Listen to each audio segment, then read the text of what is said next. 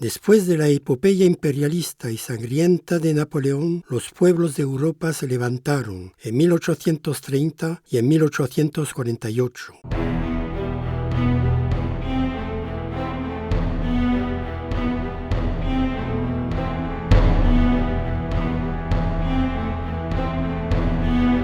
La Revolución de 1848, que es sin duda el primer levantamiento de la clase obrera, como una fuerza que trata de organizarse.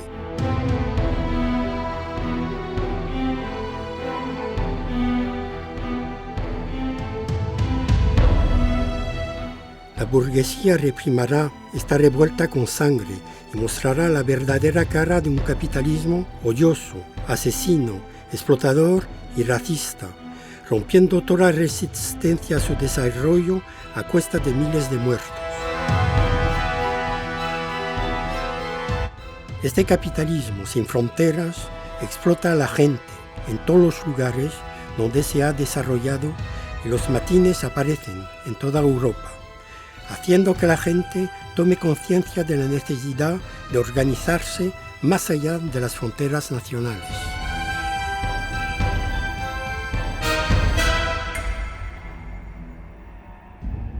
Fue en esta época que las organizaciones de trabajadores nacieron y crecieron. La redacción por Marx y Engels del Manifiesto del Partido Comunista marca e impulsa la clarividencia del proletariado para organizarse a nivel internacional. Proletarios de todos los países unidos. Desde la primera internacional, creada en 1864 por iniciativa, una vez más, de Marx y Engels, aparece que la emancipación de los trabajadores será obra de los propios trabajadores. Se desarrollaron entonces luchas fundamentales y fundadoras, por la introducción del sufragio universal, por la reducción de las horas de trabajo, por la desaparición del trabajo de los niños.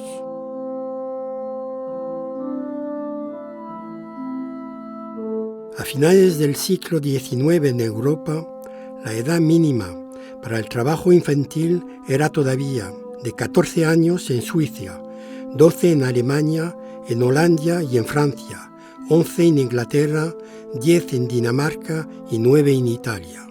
En Francia es por la ley del 2 de noviembre de 1992 que el tiempo máximo de trabajo se reduce a 10 horas diarias a la edad de 13 años y a 60 horas semanales entre 16 y 18 años.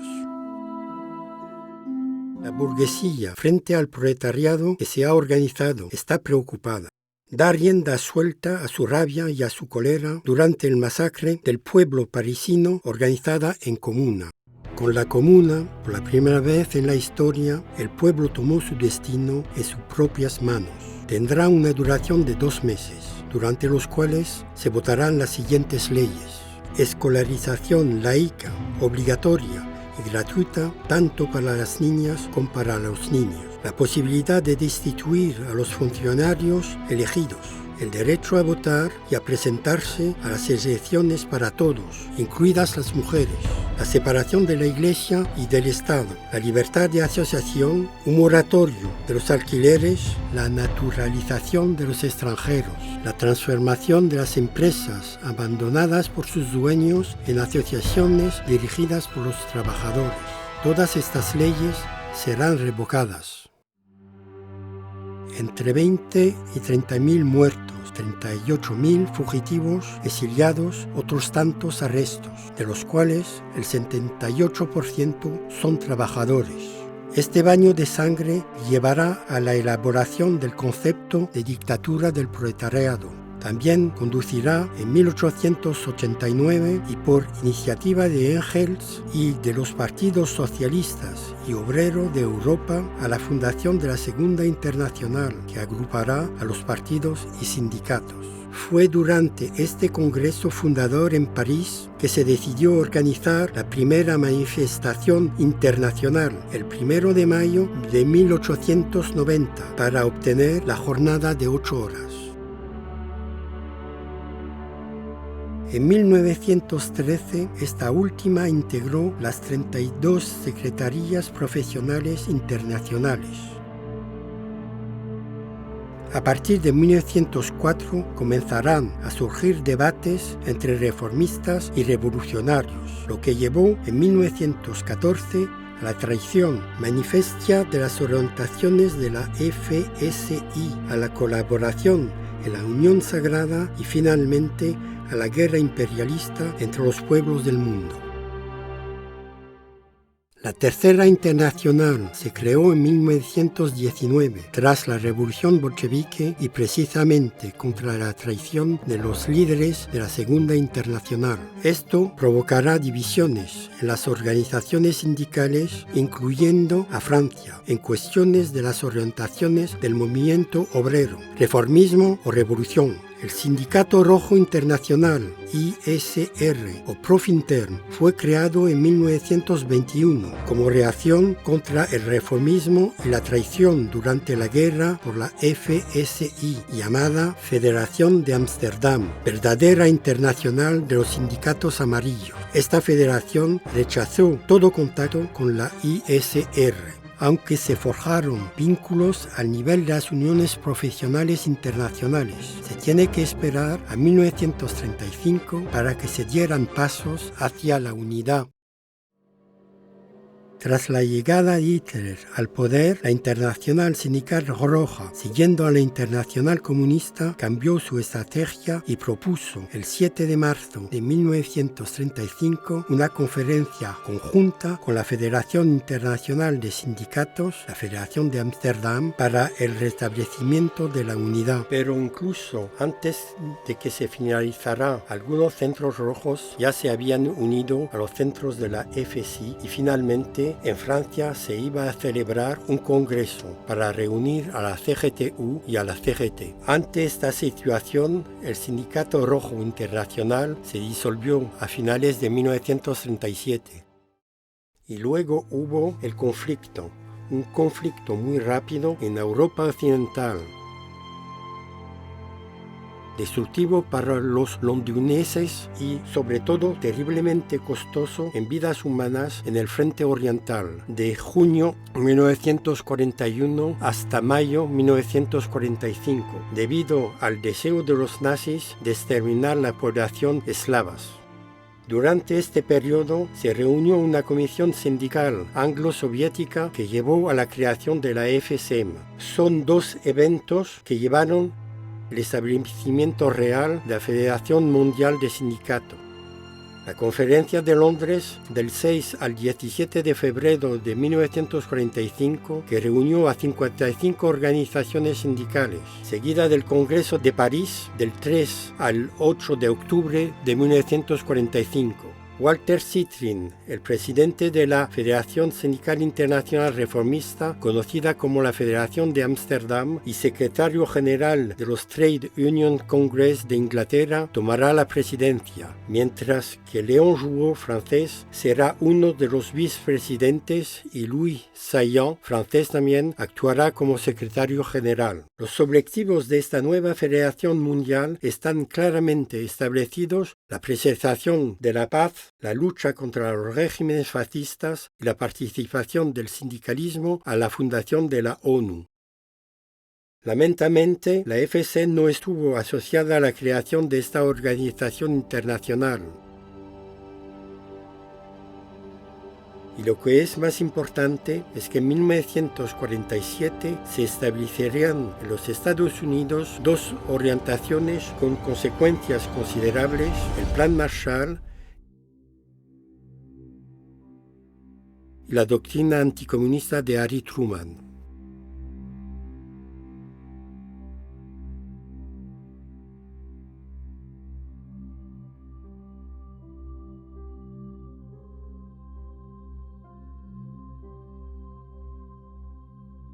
En marzo de 1948, la Federación Americana de Trabajo, la AFL, y su representante en Francia, Irving Brown, agente de la CIA, organizaron una conferencia que reunió a las organizaciones que apoyaban el Plan Marshall. La CISL fue creada así en diciembre de 1949. En la tribuna, Irving Brown designó al enemigo prioritario, el totalitarismo soviético. Léon Jouot era el vicepresidente de esta organización con una fuerte postura anticomunista. A partir de ese periodo de tensiones internacionales estuvieron presentes y activas dos federaciones sindicales mundiales, dos líneas de acción opuestas. La CISL, abiertamente anticomunista y financiada por los Estados Unidos a través de la CIA, Federación de los Sindicatos de Colaboración de Clase. Léon Jouot reafirmó el carácter de cogestión del sindicalismo. La FSM, acogiendo a los sindicatos de los países socialistas, las organizaciones de clase progresistas de los países desarrollados como la CGT francesa, los movimientos de liberación nacional y los sindicatos de los países que luchan contra el colonialismo. Un ejemplo de estas diferentes actitudes frente a los trastornos del mundo. Cuando del 10 al 13 de abril de 1947 la FSN eligió Dakar para acoger el primer Congreso Mundial de la Conferencia de Sindicatos Panafricanos. La CISL se reunió en Londres para crear la Confederación de Sindicatos Africanos en presencia de los embajadores de Gran Bretaña y de los Estados Unidos de América. Esto condujo a la desafiliación de Argelia, Marruecos, Ghana y Kenia de la CISL. Esto, como reacción, impulsó inmediatamente a la CISL, de nuevo bajo la dirección del agente de la CIA, Irving Brown, a crear poderosos institutos de formación a los que la FLCIO prosiguió implacablemente su lucha anticomunista en el tercer mundo. Así pues, varios sindicatos del tercer mundo son productos puros de la FLCIO, especialmente en el sudeste asiático y en América Latina. Muchos de ellos se han convertido en las uniones oficiales del gobierno y como pilares del régimen proamericanos. El Instituto AIFLD, por ejemplo, ha estado operando oficialmente en América Latina desde 1961 y el gobierno de los Estados Unidos proporciona alrededor de $10 millones al año para sus operaciones, sin incluir las donaciones de los jefes de las principales corporaciones de los Estados Unidos. Este instituto de formación ha luchado contra los regímenes progresistas de ahí, creando y apoyando sindicatos antidemocráticos, preparando así el terreno para los golpes de Estado de la CIA.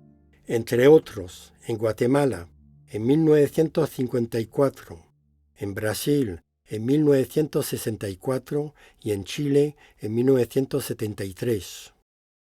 Pero la CISL también apoyó a la Comunidad Europea del Carbón y del Acero en Europa, y luego apoyó poderosamente a la creación de la Comunidad Europea. En cuanto a la FSN, bajo la dirección de Louis Saillant y luego de Pierre Jansus, trató inmediatamente de reunir a sus sindicatos en torno a una base de clase y de masa contra el imperialismo, con una perspectiva revolucionaria claramente afirmada de abolir la explotación capitalista. Sus prioridades se establecieron inmediatamente: la lucha por la paz, los derechos democráticos de los pueblos y la unidad sindical internacional.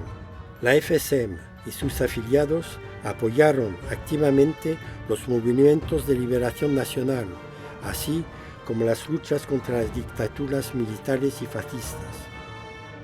El movimiento sindical mundial ayudó activamente a la organización del proceso de los nuevos países independientes.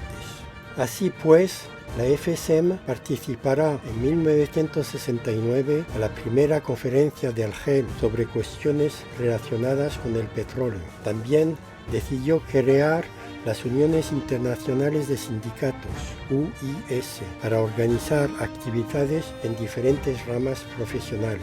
En calidad de tal, es signataria del marco de la UIS Chemical, que se convirtió en UIS Chemical Energy en la Carta de Tarnow, que reúne las demandas relativas a la mejora de las condiciones de trabajo en este sector industrial, sea las industrias químicas, petrólea, del caucho y farmacéutica. La FSEN también está trabajando para la prohibición de las armas químicas, con, por ejemplo, una intervención en las Naciones Unidas en sesión plenaria de un camarada de la CGT Química en nombre de la FSEM.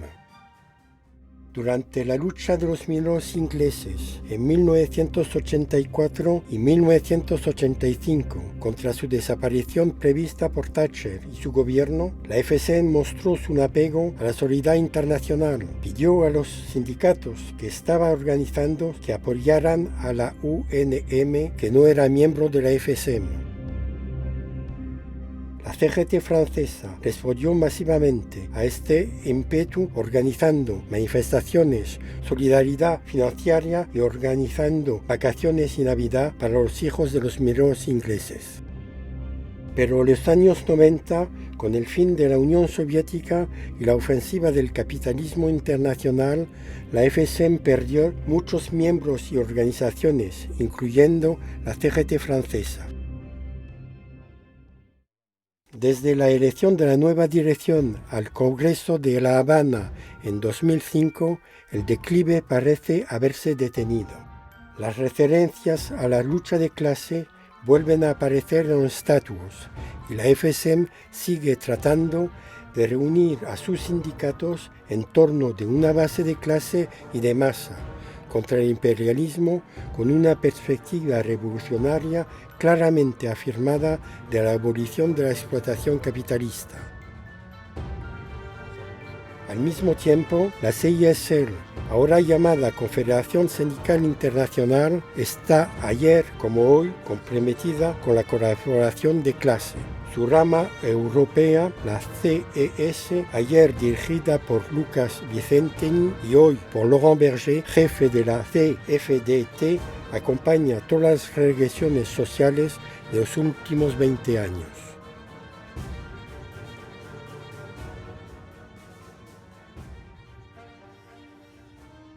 Actualmente, la FSM representa a unos 100 millones de miembros en 126 países. Por nombrar solo algunos de los llamados sindicatos del tercer mundo, en América Latina, la Central de Trabajadores de Cuba, la Central de Trabajadores de Bolivia, la CTB, la CGC del Brasil, la CGT del Perú, los llamados sindicatos bolivarianos de Venezuela. En África, la Unión COSATU, el pilar sindical de la Triple Alianza entre la ANC, Partido Comunista y la COSATU, que lideró la lucha victoriosa por el fin del régimen de apartheid.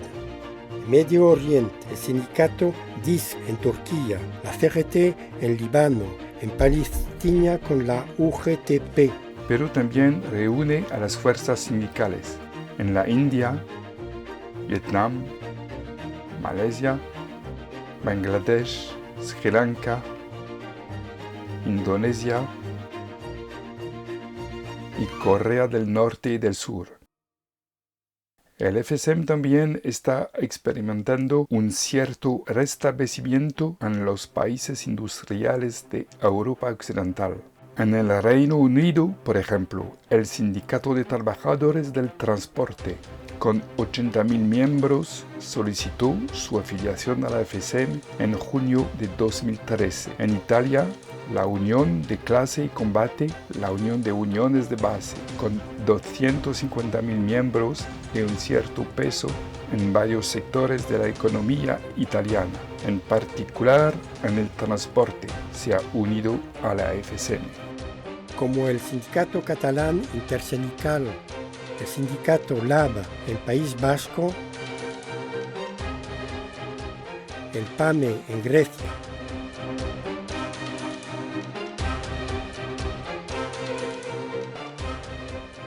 En Francia se nota un interés por la FSM en varias organizaciones de la CGT, Federación, Uniones Departamentales, Sindicatos. La Federación Nacional de Industrias Químicas, CGT, se afilió a la FSM en 2014.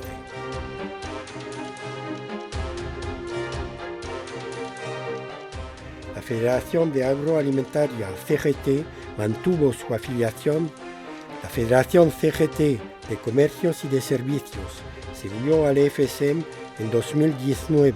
Los sindicatos de trabajadores ferroviarios de la región de París de la CGT comenzaron a fusionar con la FSM en 2013. Entre ellos, el Sindicato de Trabajadores Ferroviarios CGT de Versalles se unió formalmente a la FSM en 2014. La CGT Energía París es miembro de la FSM. El Congreso de la Unión Departamental del Val-de-Marne en 2018 también decidió establecer asociaciones con la FSM. La CGT-M, el sindicato mayoritario desde la creación de los sindicatos en Martinica, es una confederación de 39 sindicatos y cámaras sindicales. Es miembro de la FSM, al igual que la CGT Guadalupe. Del mismo modo, la poderosa Unión Departamental CGT de Marsella se unió formalmente a la FSM en junio de 2019. Varias docenas de sindicatos de la CGT de diferentes campos profesionales se han unido a la FSM en los últimos años. Por último, cabe señalar que en 2019 el Congreso de la CGT vota en una enmienda al documento de orientación que reintegra a la FSM entre las organizaciones mencionadas con las cuales la CGT debe buscar posibilidades de colaboración sindical. Esta es la primera vez desde que la CGT se separó de la FSM. Así, la Federación Sindical Mundial está construyendo el futuro con acción, unidad, democracia y solidaridad como sus consignas. Solidaridad que se ha expresado de manera ejemplar con el pueblo francés en su lucha contra las orientaciones liberales de la burguesía de ese país.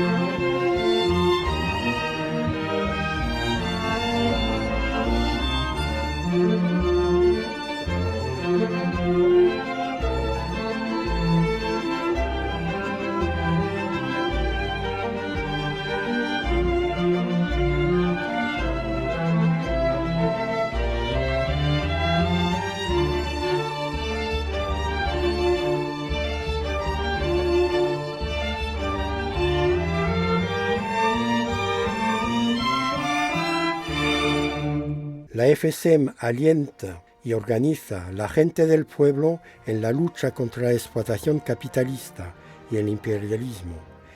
Trabaja para unir las organizaciones de clase obrera de todos los asalariados en la lucha de clase independientemente de su ideología, religión, idioma, sexo. En el papel emancipador de los trabajadores para un mundo sin explotación, sin guerra, sin pobreza, sin prostitución y explotación infantil.